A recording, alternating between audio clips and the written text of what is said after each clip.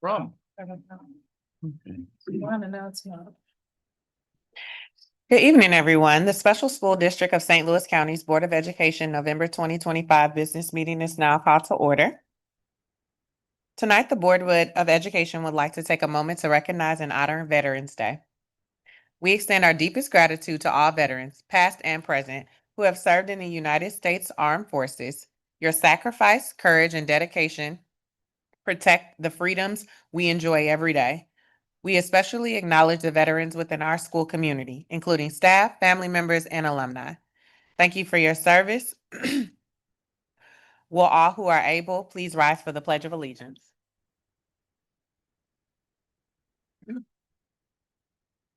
I pledge allegiance to the flag of the United States of America and to the republic for which it stands, one nation, under God, indivisible, with liberty and justice for all.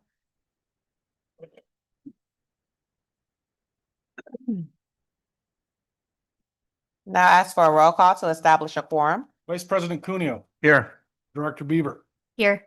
Director Suda. Here. Director Sartorius. Here. Director Asner. Here. President Meeks. Present.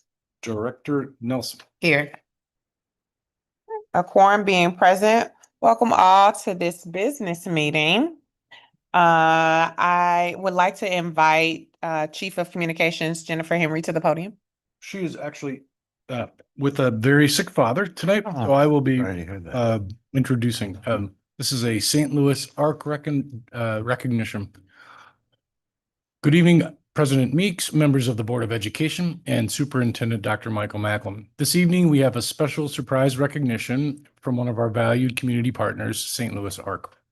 Here to share more about this honor are Michelle Kinsella, Assistant Director of Employment Services, Nick Jones, St. Louis ARC participant, Emma Askren, Advancement Manager, Kathleen Shu, Director of Communications, Libby Eversgerd, Director of Transitions Services, Morgan McManus, Capable Kids and Family Resource Specialist, Esmeralda Hernandez,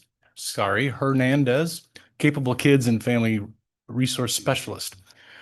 I invite them and their guests to join us at the podium to share more about this special recognition. Go ahead. Hello, my name is Michelle Kinsella, the Assistant Director with Pre-Employment Services with St. Louis ARC.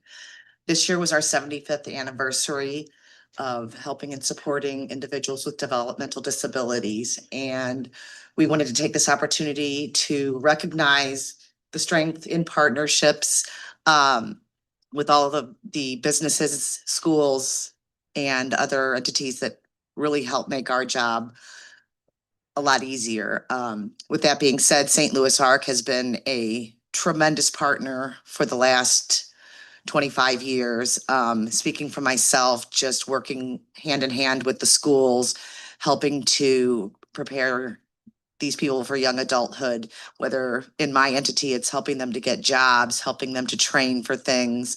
It definitely has made our job a lot greater, and just having that partnership with the teachers and the different programs through St. Louis ARC. So we are truly blessed to have this partnership with you all, and thank you very much. So we have spent time over the last year recognizing our community partners, our funders, and other members of the community with our Bravo Award. And so tonight, the St. Louis ARC says bravo to SSD for their partnership, their community engagement, and we have a special award and cookies for you, and we'd like to take a photo as well. So to that, we say bravo. Absolutely. Thank you. Oh, thank you. This is our 60th award that we've given out this year, just so you know. Fantastic. Yeah. Thank you.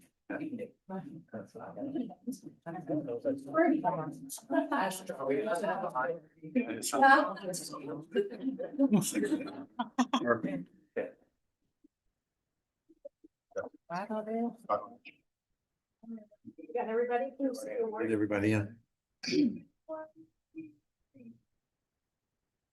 I'm so sorry. Okay, ready? 1, 2, 3. Thank you. Destination is our another partner who helps employ people with developmental disabilities. All of that. Thank you. That's for my first. Oh, really? Yeah. Oh, my goodness. Gilbert. Hope so. Years and years ago. So, Thank you all again. All right. Up to 30 minutes each meeting is set aside to hear public comments. Each comment is limited to 3 minutes to address any item that is a legitimate part of the agenda of the board. Apologize. Time limits are strictly observed and speakers are invited to the podium, and I have a list. Yeah. So we will start with Lindsay Weatherby.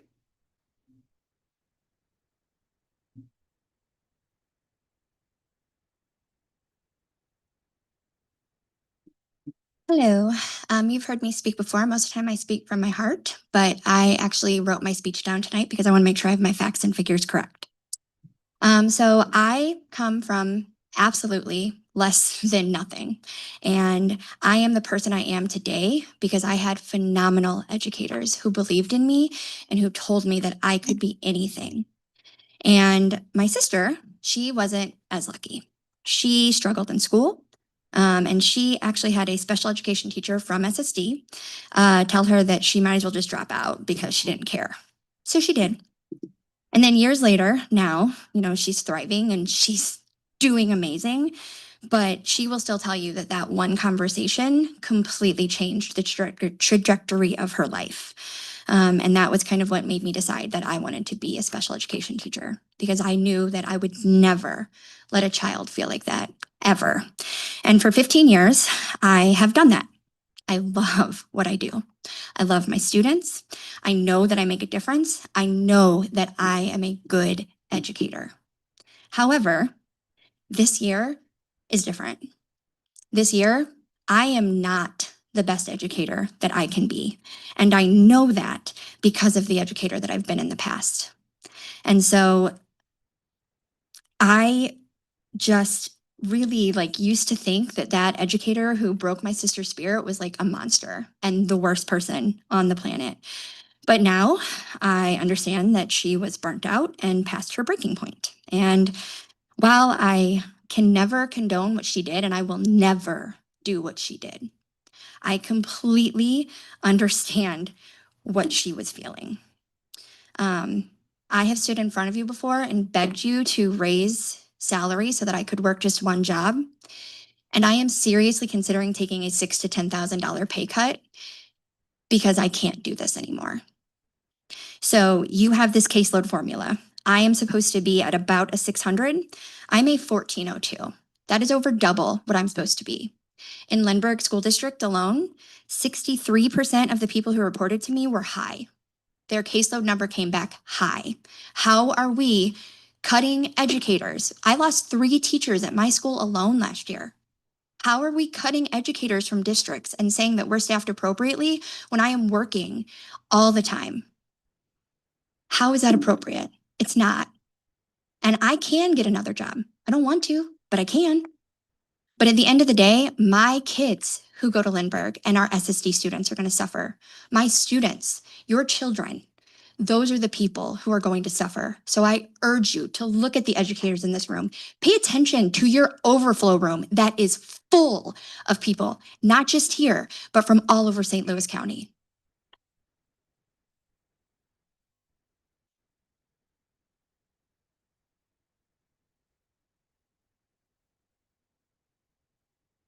Tammy McGrellis.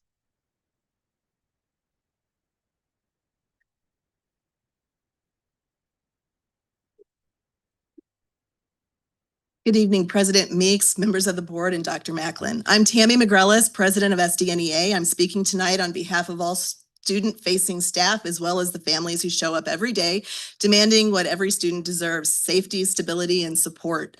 Our programs are being held together by dedication and grit, but that alone is not enough. What's happening isn't just unsustainable, it's unsafe. It feels like the Great War. Classrooms are missing certified teachers. Paras are stretched across too many students, many who have significant needs. Teachers, SLPs, and our related service providers are managing impossible caseloads. Services are delayed or denied because there simply aren't enough adults to provide them. Instead of solving the problem, the district chooses to cut positions, many of which were filled by subs, and reallocate staff from already strained classrooms, leaving students, families, and educators even more unsupported.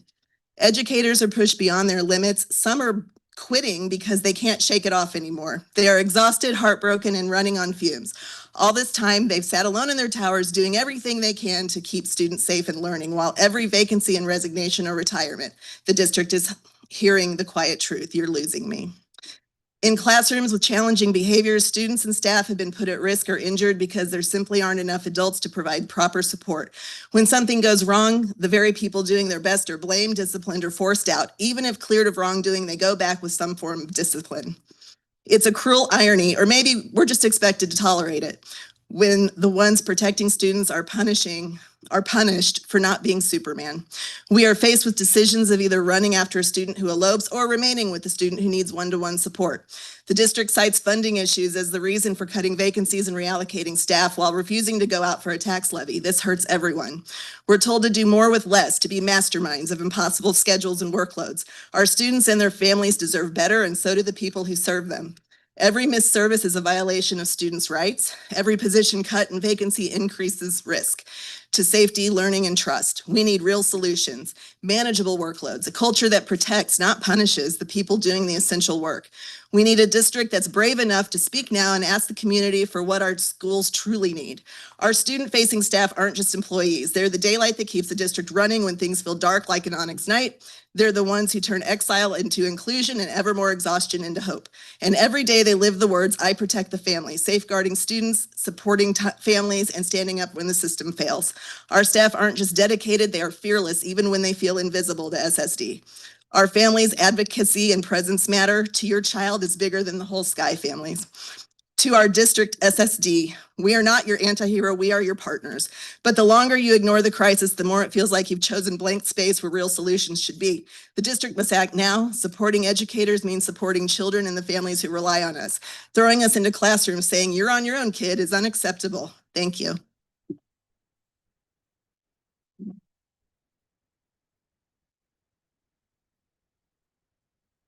Shauna Barton.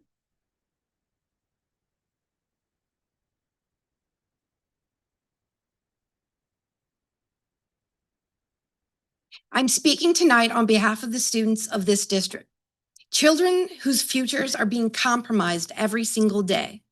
The harm we are seeing is not abstract. It is measurable, personal, and it is happening right now. Students are losing critical instructional time. IEP minutes are going unserved. Interventions that could change a child's trajectory are skipped or delayed. Year after year, these same children fall further behind until they begin to believe they are the problem, rather than victims of a system that has failed to teach them. Our teachers see this pain firsthand. They want to help, but they're being asked to do the impossible, teaching too many students with too little support, using programs the district already knows are ineffective. When leadership refuses to listen, it is the children who pay the price. My children, too. These are not new problems. SSD and this board have been aware of them for more than 8 years. Parents, advocates, and educators have filed reports, grievances, and due process complaints pleading for intervention. Instead of fixing what is broken, the district has chosen to fight families in court. My friend Diane Dragon stood by my side years ago to help me advocate for my own son. She is now doing the same for dozens of other families in this district. Families who never wanted a legal battle, only a fair education for their children. The school attorneys are churning these cases to maximize their profit at the district's expense. Even when SSD wins, it is still a child who loses, and often another $100,000 in legal fees before the fight moves on to federal court.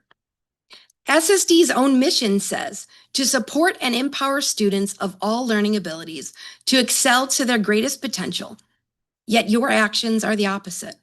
By ignoring data, by fighting families instead of working with them, the district is actively standing in the way of the very students it claims to serve. Now we hear about SSD's new Righting the Ship initiative, a plan to get the district's finances back on track. But you can't right a ship by throwing children overboard. The only way to steady this ship is by putting students and the teachers who stand with them at the center of every decision. Support your teachers so that they can support our kids. That is how you right the ship, and that is how you restore trust. Thank you.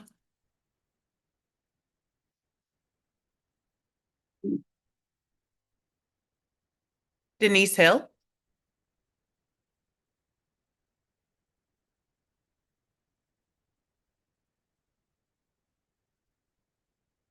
Good evening, President Meeks, Dr. Macklin, and the Board of Education. My name is Denise Hill. I am a special education teacher of 25 years with SSD.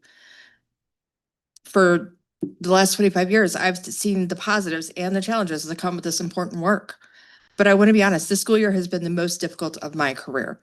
Like many educators, I regularly manage IEPs, reevaluations, a full class load, and the many requirements of our partner districts.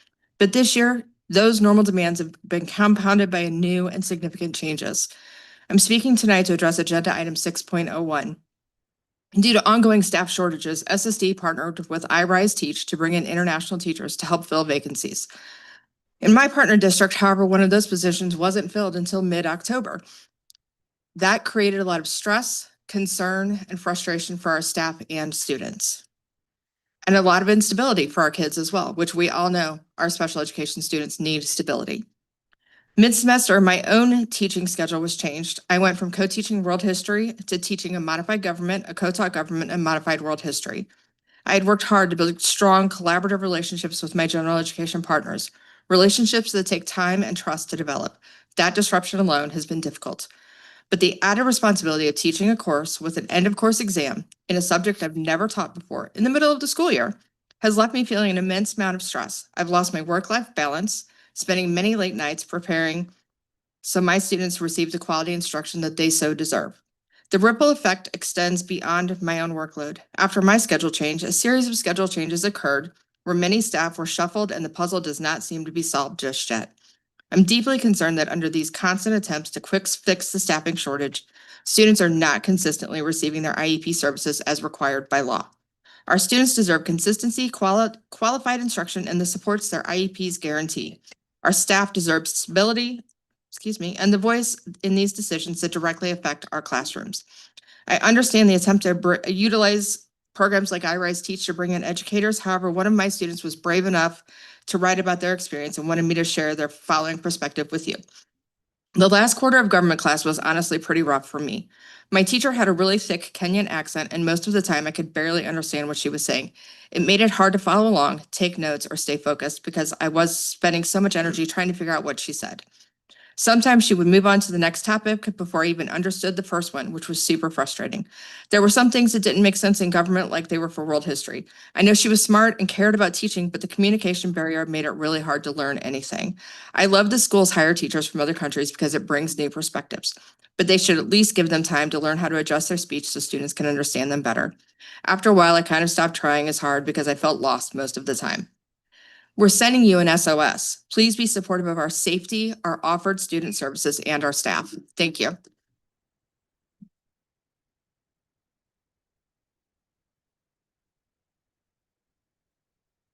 Paul Kaufman. Good evening, distinguished board members and Dr. Macklin. I'll be referencing this packet where there's a copy that is in front of you. I wish to address agenda items 4.05 district financials, as well as 5.01, which is CSIP. Tonight, in a few minutes, you will see a report from your CFO, which will have many colorful graphs and projection lines as far as what the current financial state of the district is, the fund balance, and moving forward. However, if you take a hard look at this document, there is one crucial thing that is missing, and that is this: the annual school board report for the end of last fiscal year. I think it's important if we recognize that to know where we're going, where do exactly we end up. You'll see in the packet previous data requests where we received at SDNEA a draft copy of financials in September for a fiscal year that ended in the previous June. I made a request again this year. My request in September was denied. I made a request again in October, which you see in there, and I was told that a balanced draft could be provided in the middle of November. But if you look at the top of the report, a draft is due to the state, DESE, August 15th. Before we look at bar graphs and make financial decisions that potentially impact operations, considering the fiscal year ended 134 days ago, perhaps we can look at a finalized ASBR that is available for public viewing on DESE's website. The next item that I want to address is the comprehensive school improvement plan that will be reviewed tonight by Dr. Bolton. Now, while you did receive a nice slideshow that highlighted certain aspects of that back in August, including how they've made progress, and there has been progress in regards to coaching and feedback in that area. However, there's some troubling trends that were not part of that, which is part of your packet, and that is, what have teachers said about workload? 89% of teachers said they feel frequently to almost exhausted at work. That's not in your CSIP. 55% of teachers said their job is unmanageable. These are numbers that are in this teacher engagement survey from last fall, but that number is not in the presentation. The teachers are crying out to you saying that this workload is not sustainable, but nothing is being done. Thankfully, you have a data source that you may not be aware of. It was a best practice for many years that human resources would have exit interviews with employees as they left the district to find out what was working, what wasn't working, how can we learn as part of their continuous cycle of improvement. SDNEA learned that there were no interviews this past year. Instead, there were surveys given. What are the results of those surveys? We don't know. We don't know if the district is planning to take action on that information, especially the fall engagement survey, as the spring engagement survey results have not been published or shared with the board yet in these critical areas. But if we are dedicated towards workforce excellence, which is part of your CSIP and MSIP plan, we're asking you, the board, to ask to see these survey results, see why people are leaving the district, and have the courage to take action. Thank you.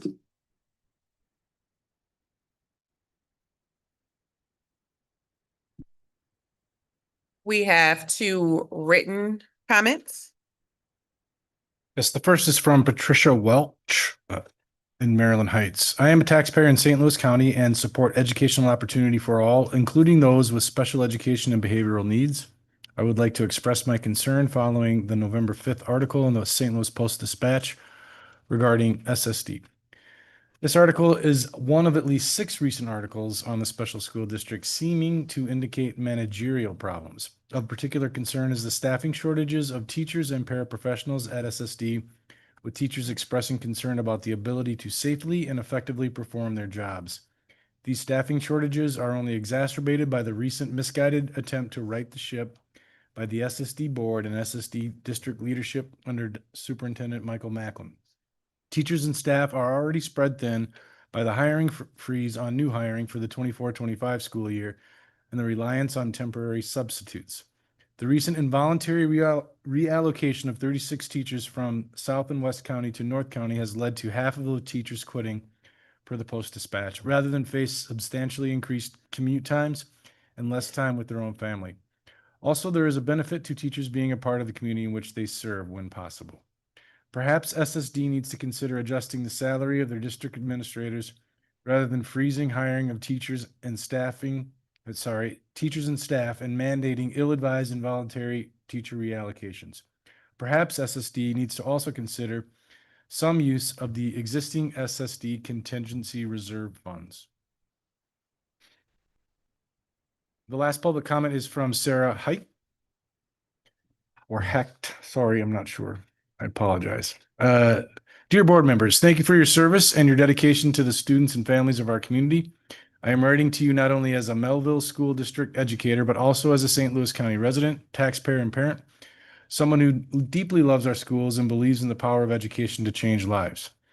I need to share with you the growing concern and heartbreak I feel over the lack of adequately trained and experienced SSD staff in our schools. Our current SSD team members are doing everything in their power often stretching themselves beyond what is reasonable to meet student needs. But they cannot continue to carry the workload of multiple people.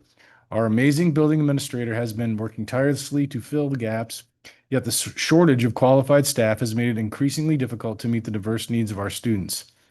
In my classroom, several children rely on SSD services to simply access their education, to learn, communicate, and feel safe in school. During the first week of school, a week that is so critical for establishing routines and fostering a positive start, those students receive little to no services. Their speech therapy, language therapy, occupational therapy, and even adult support services were missed. That week, I watched students who are bright, kind, and capable begin to unravel. I saw tears, confusion, and frustration. I saw students eat unsafe items, elope, and act out in ways that were entirely out of character for them. And at the end of the day, I went home and cried too. It broke my heart to watch children I care so deeply struggle in ways that were preventable, if only we had enough support. After that first week, I reached out to families to discuss how their children were adjusting to the school year. I was transparent with parents of students served by SSD, explaining that certain services had not yet been provided and assuring them that once fully staffed, SSD would be able to better meet their children's needs. These conversations were difficult but necessary. The parents deserved transparency and reassurance that their children mattered. What followed was incredibly disheartening. Some parents who reached out to SSD administration were told there was no staffing shortage, only a scheduling problem. Others were told their child might not even need the supports clearly written into their IEPs. We were then asked to begin collecting new data to provide that students really needed the adult supports that were already agreed upon by their IEP teams, many as recently as last spring. As both a general education and certified special education teacher with over a decade of experience, I understand the data process. But it is not best practice or ethical to ask educators to reprove a child's needs. Adjusting a student's plan to accommodate staffing shortages undermines professional integrity and the intent of IDEA. The emotional and physical toll the shortage is taking on teachers and staff is immense. Every day, colleagues are breaking down under pressure. Despite the tremendous efforts of our administration, one person cannot do the job of many. The result has been unsafe and unsustainable environment, with students exhibiting increasingly intense behaviors that our building simply does not have the capacity to manage safely. I know SSD has faced major financial challenges, including the $74 million budget deficit, and I understand that there are tough decisions to be made. There's a few more paragraphs. Thank you. Thank you. Thank you to all who shared your comments this evening. Is there a motion to approve the consensual items? So moved. Second. A motion and a second have been made. Is there any discussion? Okay, no discussion. All in favor? Aye. All opposed? Motion for consent items carries. We now proceed with tonight's superintendent's reports. Dr. Macklin? Thank you. Tonight, the board will receive one report. Chief of Teaching and Learning, Dr. Molly Bolton, will present the strategic plan. As she comes, I would like to take a moment of silence for Kim Nix, teacher in Valley Park, who suddenly passed away. So I ask that we take a moment of silence for Kim Nix.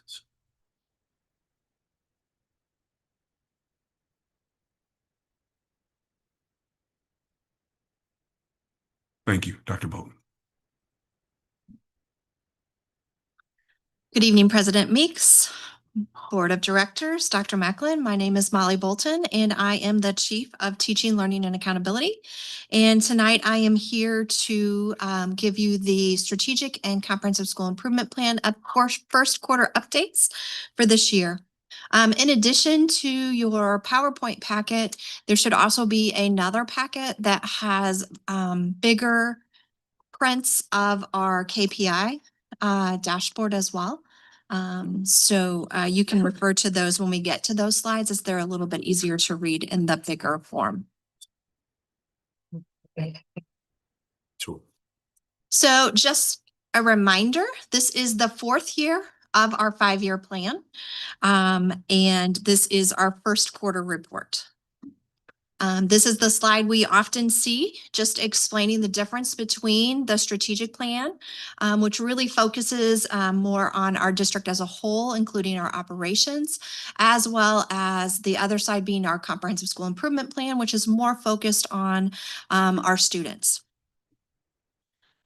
So with that, we will move to our strategic plan update with our strategy 1.1 and 1.2.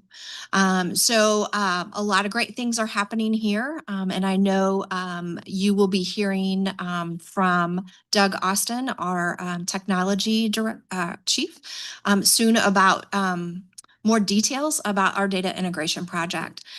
So if you remember, we do have the grant with MoreNet, and we have begun work on the data integration system.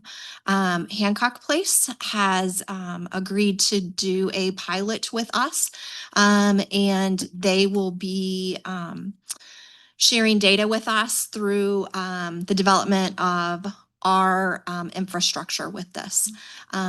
Also under this strategy team is our data governance, and Dr. Diggs is working very closely with this strategy team to complete a structure for our data governance. And they have been working to kind of roadmap out where to begin, because data governance is a pretty big thing. And then also part of this strategy is looking at our key performance indicators, or our KPIs. And we were able to do our first review with DLT for first quarter this year. So some things that'll be coming up next is just continuing the development of that data integration system, and some specific things mapping the data between Hancock Place and SSD systems. And then continuing work on KPIs, really refining some of those pieces, especially what our targets might be for some of those. And the data governance committee will continue its work. When we look at our strategy 2, if you remember, 2.1 has been completed for quite some time. And 2.2, we were able to do our caseload workload launch, which you do have an informational packet kind of detailing some of the updates on that. And also resource distribution. Definitely there's a lot of collaboration going with that data integration system, as well as data governance, to really look at our resource distribution. So that work will be continuing. When we look at our strategic plan 3 for 3.1, which is our business partnerships, you can see that this strategy team has finalized their stability plan, and this work will be embedded into the job of the community partnerships administrator role in the communications department. They also defined some performance measures that include such things as media coverage, counts of interest in partnerships, as well as our community survey from Panorama. So this strategy will now be completed. 3.2, with our family engagement, we have finalized and deployed our new IEP family survey, and you'll be hearing about some of those results in the future. And right now they are finalizing their sustainability plan and performance measures, which will come to you, be presented next quarter. And that work will be absorbed into the FACE department now as part of their function. 3.3 is our communication systems amongst departments, and you will see they finished their sustainability plan as well. This work will be integrated into the marketing director's responsibility in communications, and they also establish their performance measures, which include a 90-day follow-up survey as they're working through the marketing pieces with the different departments throughout the district. So now this strategy is complete as well. Moving on to our CSIP plan updates. When we look at CSIP 1.1, this is our post-secondary outcomes program. And this is the group that has really championed the Charting the Life course IEP. Also, if you'll remember back at our fourth quarter update, UMSL had applied for a grant to really help us, to partner with us and to help us with the self-determination survey. And so that grant was received, and that planning is taking in progress. Also, para training has been developed on an overview of charting the life course, and that is now available in Canvas, which is our learning management system. So it is an asynchronous training that would be available to our paras at any time. So it could be used at a staff meeting, it could be used on a professional learning day opportunity. And so that is a resource that is available there. Also, they have established a community of practice for those champions in each building for charting the life course. And that community of practice has started their meetings. So some next steps for them. If you remember our training plan, they are training middle schools and high schools and all the partner districts, as well as in our SSD schools and our vocational skills programs this year. So some of those are actually, I think we have one happening tomorrow. And then they will be continuing in January and February for that. They're also working to integrate the Charting the Life course framework into our special education process modules that we use to support teachers in learning those special education processes. And they are starting to work on their next year's plan, which will be looking at early childhood in 27-28, but then elementary for next year for those districts who haven't already participated in that training. 1.2 is looking at data and research. And so again, a lot of this work is centered around that data integration system that is happening in our strategic plan. And so they are continuing to work with that team as that will be data that we use to make student decisions. And so they'll really be looking at the amount of service minute and the scope of goals for students, and really looking around that idea of least restrictive environment and making sure we're have those considerations in place for student success. 1.3, with our planning with our partners, we have finished restructuring that team, and they did have a meeting scheduled for October 24th.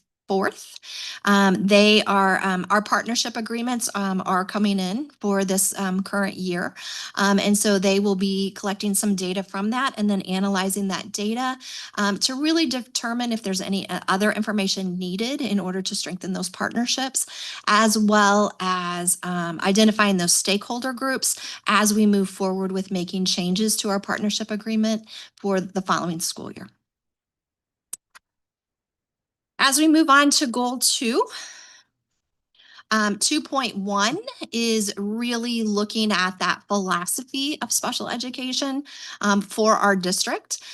So that team has finalized the definitions for the different services and programming available throughout the district, and they have begun drafting guidelines for those service delivery plans and what those can look like. So they'll be continuing to work on that work, as well as moving into some crosswalks for decision-making tools and resources to really help folks use a systematic process when they're looking at student need and then just determining services for them. 2.2, which is our evidence-based practices, really finalizing the focus for this year and really looking at our intervention and strategy selection tool. We've had it out for a few years now, and so now it's time for a process improvement cycle. So we're working on gathering some data around that. Also working on gathering data on how folks are tracking interventions to determine how we might systematize that across the district as well. Next, we'll kind of be finalizing that tool and then looking at ways then to kind of systematize tracking those interventions. And our final goal update is goal 3, which is our working with our students in transition. And so we have completed guidance for when a child transfers for our teacher handbook, and that has been included in our teacher handbook. And they're working on finalizing some quick start cards so that if a student is transferring out or transferring in, teachers have just a real quick startup card that will help them make that transition very smooth and really just helping to make those transitions smoother and the least amount of interruption in service that there can be. With that, we'll kind of move to our key performance indicators. So what you're going to see here is these are from the end of last school year. And the district leadership team, as I stated previously, were able to do a fourth quarter review of these. Our discussion with the leadership team really focused around vacancy rates and subfill rates, and really trying to start to determine what are appropriate targets for those key performance indicators. And then we also discussed, what process we want to use to review. It's a lot of data. We are going to do quarterly reviews. And so looking at what process might work best for us to really highlight key point areas for celebration, as well as those key point areas that we might need to problem solve. So I'm not going to read this whole slide for you, but this is just a refresher. We did a work study around our key performance indicators a while back, but just wanted to kind of give you that purpose and function, the general expectations, and then kind of our norms as we're reviewing those things. That's what this slide indicates. And then the next slide is really just looking at the protocol that the district leadership team uses as we are doing our review. Then if you move on to the next slides, these are our actual pieces of data. And like I said, you do have full size for each one of these charts just to make it a little bit easier, because I do understand it is hard to see it on the slides. I've kind of highlighted some of the key pieces on this slide though. So as you look at our engagement data, we see that our well-being ratings are fairly flat across the years. And we are very, very close to that target line. Leadership relationships, the composite is gradually improving as you look at that one. And then the IEP survey data is also gradually improving. One thing to note with that though, our numbers are still quite low. We're hoping with the resurgence of the new IEP survey and with the Charting the Life course framework that we're able to get more feedback in that area. When you look at our workforce, you can see we are staying above the 90th percentile for vacancy fill rate, as well for teachers and paras, as well as our subfill rate. This is one that we did discuss quite extensively in our DLT, just wondering if those lines of 95% are attainable, and if that's a good target for us.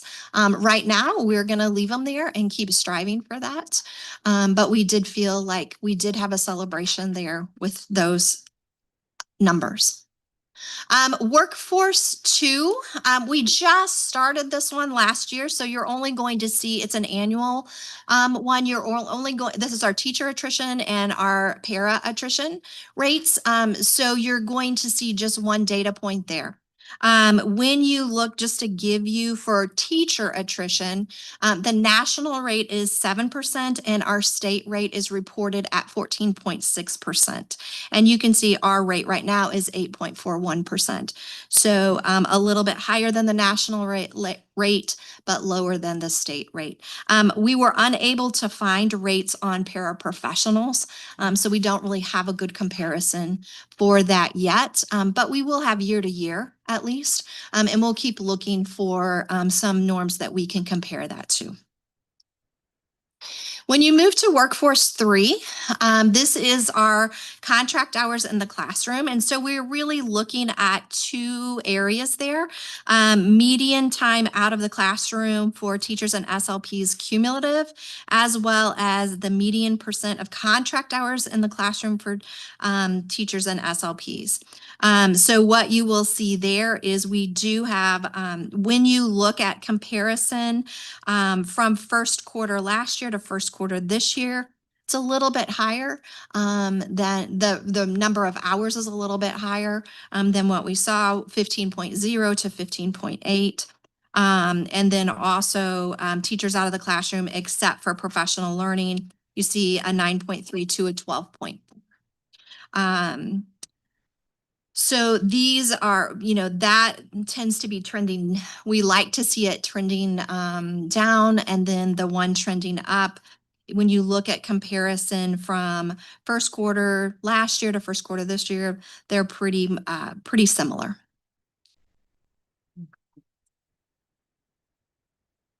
The last part of our KPIs is our annual results, and we do not have all of these figures yet from DESE for our data from last year. So you can see we're still waiting on some of our data for that being compliance, fund balance being finalized, as well as our graduation rates and our attendance rate. And so those figures have not come in yet, but if you look down at our CTE rates, those percentages, especially the percent of students earning the National Career Readiness Certification, has increased. And then also you'll see our rates for our MAP data, as well as graduation meeting that OSIP criteria for the positive post-secondary placement. Then you'll notice right under that, we have the percent of SSD graduates meeting our criteria for positive post-secondary placement. So if you'll remember a while back, we brought some additional criteria for us to consider as a district on what would be a positive post-secondary outcome. Those things including participating in a day program, participating in sheltered workshop, those sorts of things. So you can see that data there. What questions do you have? I have one. Sure. Dr. Bolton, what would be real helpful for me, would it be possible to have, I'd like a figure, a percentage Mhm. of teachers plus paras that we hire versus number of students that we have in both our schools and throughout the county. And I'd like to see a percentage. And I'd like that for the last, if you give me the last 5 years, I'd be happy. Okay. Because it seems to be a lot of questions on this, and I'd like to see the numbers. Would you like it broken down by partner district and schools? I certainly would if you can Okay. do that for me. I think we can do that.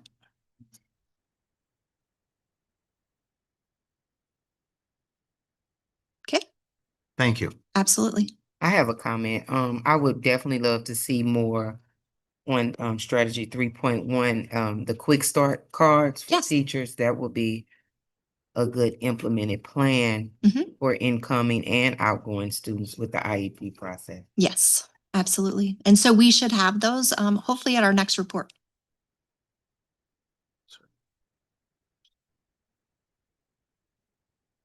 Any other questions? Is it possible to include IEP minutes in context? I like that. For number of students and IEP minutes for Yes. each. Mhm. I think we can do that. I don't think. I know we've seen it before, but not in this context. Yeah, thank you. Absolutely. Great. Any other questions? I would just like to thank you. I know this is a big effort. I think having all of this information available really gives us, a broad picture as we as a board and as administration makes decisions. We're used to seeing the immediate context of everything. I think having that larger picture that we revisit often really helps guide all of us. So thank you for the effort involving us. Thank you. Thank you, Dr. Bowden. Thank you. All right, the board will now take up all action items. 6.01, the 2025-2026 SSD local compliance plan and the 2025-2026 general assurance document. Is there a motion to approve? So moved. Second. Any discussion? All in favor? Aye. All opposed? Motion carries. 6.02, board policy first reading, evaluation of the superintendent. Is there a motion to approve the board policy for the first reading of the evaluation of the superintendent? So moved. Second. Any discussion? All in favor? Aye. All opposed? Motion carries. 6.03 strategic plan and CSIP Q1 approval. Is there a motion to approve? So moved. Second. Any discussion? All in favor? Aye. All opposed? Motion carries. 6.04 FY 26 budget adjustment. So before the board votes on that, I'd like to invite Cindy Rodman here to the podium just to talk a little bit about the budget adjustment here as it relates to the state adequacy target and then also just the transportation piece. Thank you. So just a couple highlights I wanted to bring to the board's attention regarding the budget adjustments. So at the start of fiscal year 26, transportation was not sure that they would need all of the positions that were approved by the board in February of 2025. And both departments, transportation and business and finance, have been working closely to evaluate what their true need was regarding their staffing and their positions. And so now, after those conversations and a couple months have passed, we now know that they need these positions. And so these positions will help ensure safe, reliable student transportation and reflect the service needs that the board has approved. In addition, just to remind the board and to put in perspective, the budget is a fluid document. And so we present the best information that we know at the time when we're presenting our financial information to the board. So the overall increases in expenses, as well as the reduction in revenue that is being provided to the board as a budget adjustment tonight, sound large, but they represent less than 3% of the $600 million budget total that was approved by the board. These are responsible, transparent corrections that align the budget to what is actually happening, the actual activity that the district is seeing from the state, the local, the state, and the federal levels. We are presenting the best information we know at this time. The revenue reduction reflects what DESE is currently paying us on the $6,900 state adequacy target, not what the governor approved as $7,145. They hope to pay us that later on, but we are not guaranteed that in the future. So we wanted to make the budget reduction now, which is what we're actually getting paid on, so that it's reflected based on what the actual activity is taking place. Great. Yes. Do you have any additional questions for me? No, thank you. I do think 3% is, a small number, but given where we are, I think it represents something of significance. So I know I did ask that we investigate this further as a board, just really to stay ahead of these changes because of the changing landscape, as you say. Yeah. Everything is fluid, and we don't want things to get too far out of balance without really figuring out what we're going to do. Yes, I don't want to bring any unexpected surprises to the board. Thank you. Thank you for keeping us informed. Absolutely. Any other? Is there a motion to approve the FY 26 budget adjustment? So moved. Second. Any discussion? All in favor? Aye. All opposed? Motion carries. 6.05, the FY 26 feminine hygiene products grant budget adjustment. Is there a motion to approve? So moved. Second. Any discussion? All in favor? Aye. All opposed? Motion carries. All right. I now ask for a motion to hold a closed meeting of the Board of Education on Tuesday, November 11th and on Tuesday, December 2nd to discuss legal actions, causes of actions, or litigation involving the district and any confidential or privileged communication between the district or its representatives and its attorneys, hiring, firing, disciplining, and promoting any employee of the district and individually identifiable personnel records, performance ratings, and records pertaining to employees or applicants for employment, and preparation for negotiations for the employee groups. Is there a second? Second. Oh, I need a motion. I apologize. I'll make that motion. Thank you. Second. Can I get a roll call? Director Sudo. Yes. Vice President Cuneo. Yes. President Meeks. Yes. Director Beaver. Yes. Director Asner, Yes. Director Sartorius. Yes. Director Nelson. Yes. All right. Before, motion, here, thank you. Before opening the floor for any board members wishing to make any comments, I would like to state on behalf of the board that the board understands that staffing ratios and caseloads are top of mind for many of our staff and families. We recognize that challenges that come with balancing student needs, state and federal requirements, and the realities of hiring in a competitive job market. Please note that this concern is shared by the board and district leadership. Administration is actively reviewing staff data, evaluating caseloads, and exploring both short and long-term strategies to ensure we can provide high-quality support to students while maintaining manageable case workloads for all staff. It's been brought to our attention that an anonymous petition is circulating regarding staffing. We want to acknowledge those concerns and assure our staff and community that we take them seriously. Right now, our teacher vacancy rate is at about 6%. Like many districts across the region and state, we're facing competitive job markets and working hard to fill open positions. We know it can be challenging to balance student needs, meet state and federal requirements, and maintain strong staffing levels. As a district, we are focusing on finding solutions while also recognizing the day-to-day realities that affect our operations. For example, bereavement leave hours across all positions total more than 10,500 hours through mid-October. At any given time, about 10% of our workforce is out on district-approved leave. These absences have an impact on staffing ratios and workload distribution. Our administrative team is actively reviewing staffing data, evaluating caseloads, and exploring both short and long-term strategies to ensure we can continue providing high-quality support for all of our students while, again, keeping staff workloads manageable. We're committed to listening carefully, reviewing staffing and capacity concerns, and taking thoughtful action to support our staff and students. We truly appreciate the dedication and resilience of our team and remain steadfast in our goal to support them while maintaining the highest quality of service for our students and families. We appreciate the dedication, professionalism, and care our team brings to their work every day. Your feedback is important, and it continues to guide our discussions and decisions moving forward. Is there anyone else who would like to, board wishing to make comments? Any other board members wishing to make comments?